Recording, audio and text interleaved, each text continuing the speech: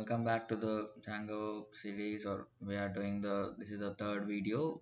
So in the previous video we have seen how to use the views and how to create, we have seen how to create templates and also extended the template common template, and we created the nav bar, the about page. Okay, so that is how we do the templates. So in this video we will see how to utilize the admin module provided defaultly from Django. Okay, through admin module actually we can manage our database tables, whatever we will be creating to store the data. So database thing, like defaultly we will get the SQLite database. Okay, so we can also change that, we can also migrate from that SQLite to any other interested or any other whatever we require the database, we can change it. Okay, so that settings we can change it from settings.py in the project folder. If you yeah, here it is, you having database here. So if you change the details here, providing the host password and the port, so you will be changing easily to the another database. That database migration also we will see in the coming videos. Okay, so now coming back to the admin module, so that admin module will simplifies the management of our tables. So there we can do all the operations, like we can create, delete and update and also list out the data there. So let us, this is the default feature given from the Django, and also we can do it there, like we can see many things regarding it. Also provides the user authentication. Defaultly the Django provides the user authentication, so it can also be managed from the admin module itself. We can see their number of permissions, group permissions, number of things there. So we'll just see now the basic utilization of our admin module. So to do so we need to you can see here from the URLs of the project, you can see there defaultly this setting was there. When before adding this line we were saying this line. So this is the one, like with our default address, if you add admin it will reach you to the admin.site.urls. Okay, so hope my server is running, and now my server is running fine. So I'm going back to the screen. Okay, so this is the output we have created last video. Okay, fine. Now I'm keeping here slash admin, enter. Okay, so when you do like this, defaultly it will ask you about for uh, login username and password, that you will be not having that defaultly. To get username password you need to come to your console like this terminal and just stop your server and type the command python manage.py create super user. Keep remember, this super user will have the highest privileges, highest abilities, whatever this person can do, this user login can do in the admin module. He can completely collapse all the database, completely create anything he can do. That is the thing you need to keep remember. So create super user, that's all. And the username you need to provide it here. Okay, fine. Now the thing comes, like whenever you are, if you remember, whenever we are running this our server, we were seeing this. You have 18 unapplied migrations. So which is that is when we are running our admin module, it is trying to fetch some data from some tables. Okay, but or it is trying to create an user in the user table. So who created that user table? We have not yet created, but Django has already created, already made the required things to create that tables. So to keep all those tables to our database, we need to do the migrations. So I'll deeply explain what is migrate and migrations in the next video and all. So here we need to understand something, like Django has already prepared all the tables which are required defaultly, but those are not in the database. Okay, so we need to take all those tables to our database. So what the only thing we need to do is python manage.py migrate. Okay, so we are letting it to create the tables in the database. Okay, so when you just click migrate, it does all the default things here. You can see running migration, so it creates all the required tables, and whatever default things were there, it just creates all those things. Okay, now you can do the previous command python manage.py create super user. So it asks you for the username. I'm giving my name, and any dummy email also you can give. I'm giving correct thing. So password, I'm just giving same Dinesh again, and Dinesh again. So it asks for, it is very small and normal, so as it is testing or my development environment, I'm just giving yes.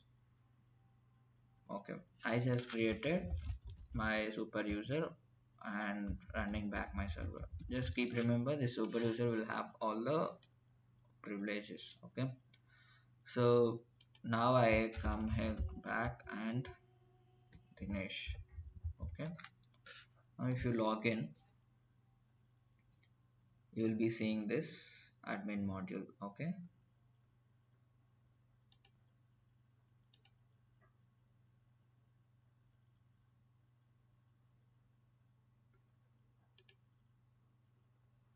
yeah, I'm saving this. Fine. This is the admin module you are seeing here. In this admin module, you can see defaultly this users table was there, and that is the table where we have created our super user also. Here you can see our super user information and groups. This and all we'll discuss in the coming videos. Okay. So this is the this is called basically the admin module. So here you can change your password. View site means it goes to the normal site, and log out, and normal user regarding things it was there. So this is the default table which was created by the Django. Now assume we want our custom one, because we are going to display store, we want to store the student information. So for that, what you need to do is you need to create a table. So that thing we will do it in the models, models.py. I already mentioned models.py is wholly mentioned main for table managements. Okay, so here in the app model models.py, you can find in every app model. Here in the student app we have models.py. So come back down and start defining your table. So class and the table name you need to give.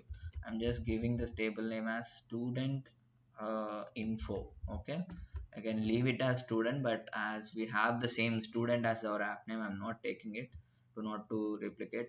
So student info I have given, and in the arguments we need to pass models dot model. Okay, as this is a model, we need to pass something like this. Okay, and now this is the table name we will be using in all our views everywhere. Okay, now the fields, fields, for example, the first thing is first name. Okay, first name I'm giving, and we need to define which type of field is it. Is either integer, character, boolean field, which is true or false. There are many number of fields you can use it. So defaultly the first name is always a character field. Okay, and the max length, you can give some max length for this, like 255. Any I assume now the name is only some 56 or 50 characters. Fine. So null equal null, I'm not giving it is true because first name is the main thing you need. Okay, so I'm just leaving it like this. Okay, now the last name same way, character field max length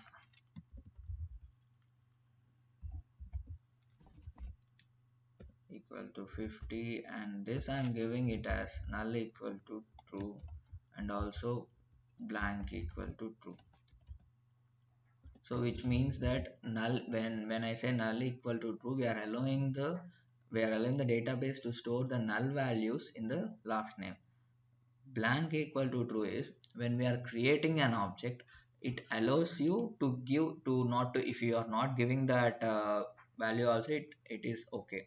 Like when we are seeing the sites, we will be seeing the required field with the asterisk, and also it this blank makes the required field. Okay, this blank, if you give false, it will be uh, not required, and if you give true, it will be like required. This is an example I'm letting you know that you can compare. Okay, null equal to true is something when we are defaultly adding some columns or any other things. When we are adding, so the existing rows will be empty, like those columns may be empty, so those columns should be, when we are updating a null value to a table, so if it is not accepting null, if it is not null equal to true, it will not accept null value to store it. Okay, when we give null equal to true, it will accept to store the null. Okay, so this is the way how we define it. Just I'm just displayed only first name last name. We'll coming forward, we'll just see the other columns also. So now we have defined a table here in our models. So to make the changes in database, first we need to recognize these changes. Okay, so that we created a table, so like that we need to make a migration. First we need to make a migration script. So here you can see a migrations folder. Here there is nothing there, any no migration script was there. So how we will do it, we need not to create any manual script, so we need to just tell Django to do the migrations. Okay, just I'm stopping my server here, python manage.py. Here we need to do make migrations.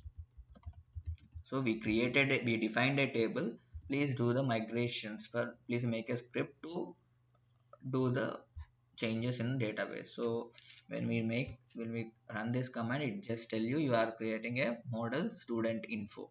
Okay, and this migration number is 001 initial.py.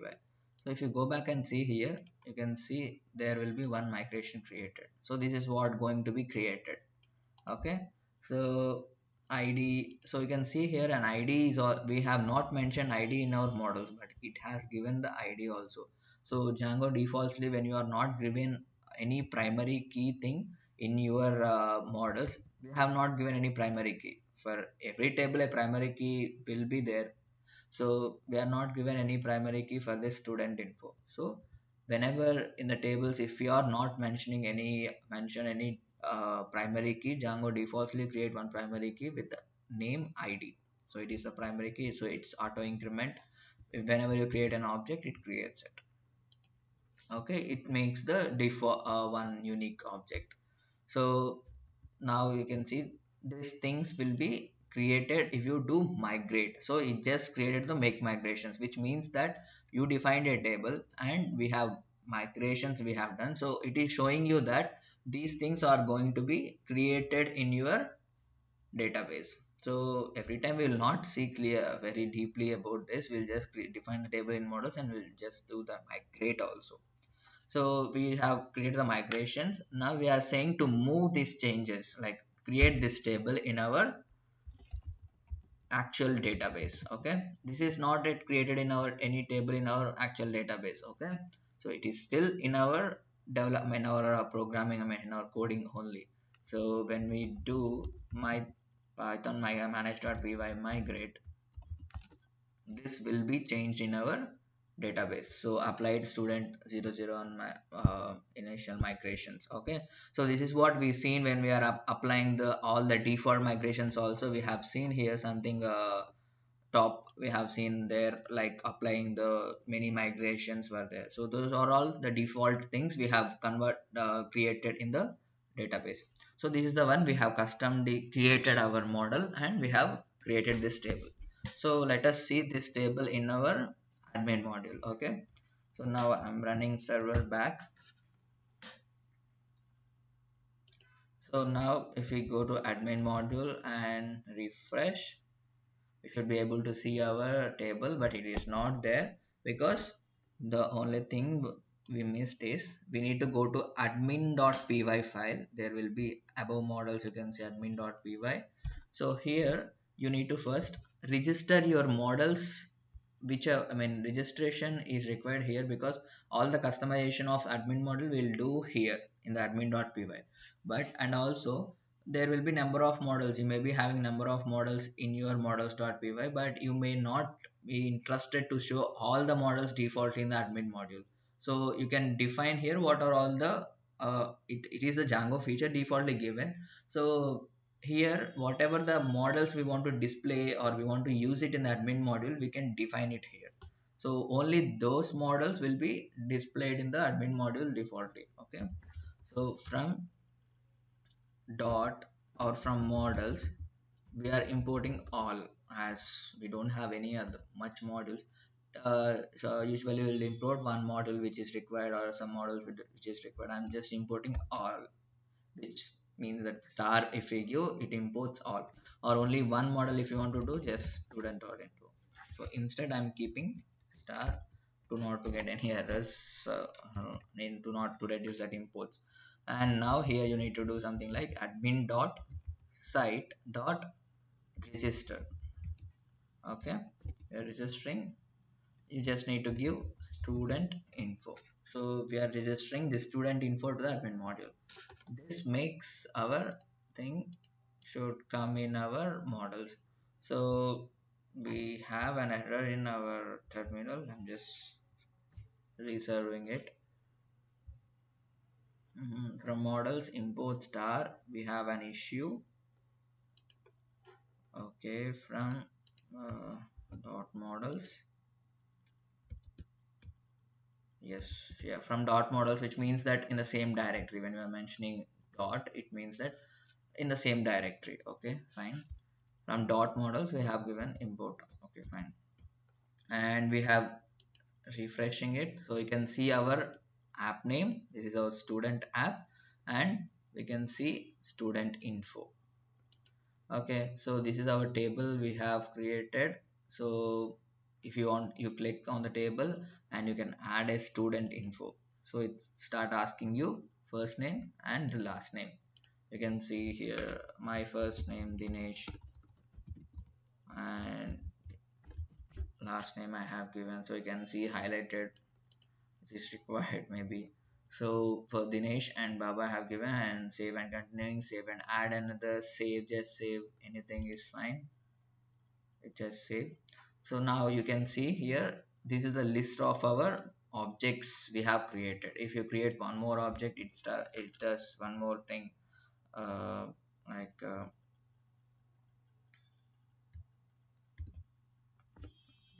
we can give some first name as initials J Ram, can save, add another, it shows you the another one. If you just click save continue, it will still asking you if you want to still show you the same model, like for example if you create uh, so so if you just click save and continue editing, it still asks you what to be done in this module. Like, so these are the three different.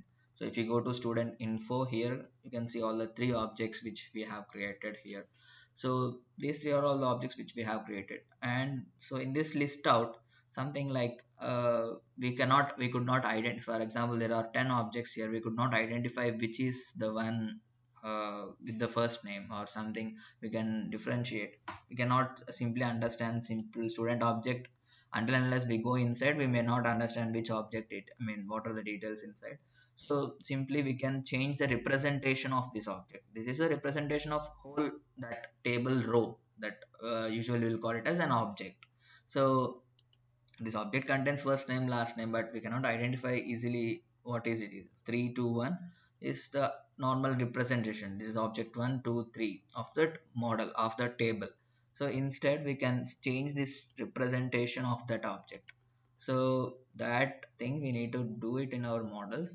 I'm going back to the models.py. Here inside the class there is a someone function like the changing the string representation of that object. So it will be like this, def string underscore underscore str, and we need to return the thing which we want to use as the representation. As we have only two columns in our thing, I'm just using the first name. So whenever that a object is created, it represents that whole object with this name. So the first name like this. So in our string representation, in our string display, you will get this first name. Okay. This str is not the Django functionality or something. It is just the Python thing. Okay. If you might have known Python, it is the default thing.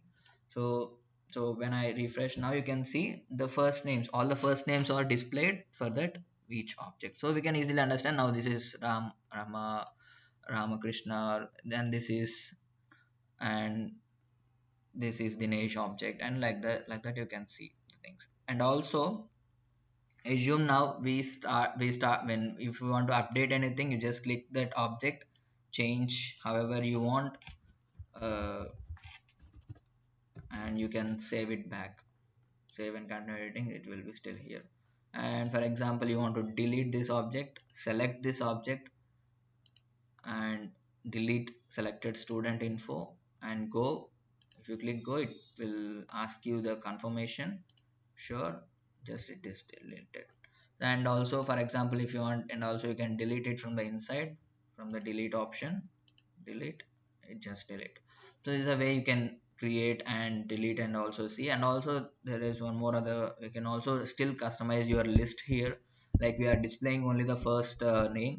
So for example, here only you want, I assume we are going to have multiple fields there, age and many other fields. So you can also list out all those fields whichever you want in the normal list itself. That how you can do is, you can go to admin module back, and here you can define a class before you are creating this student info.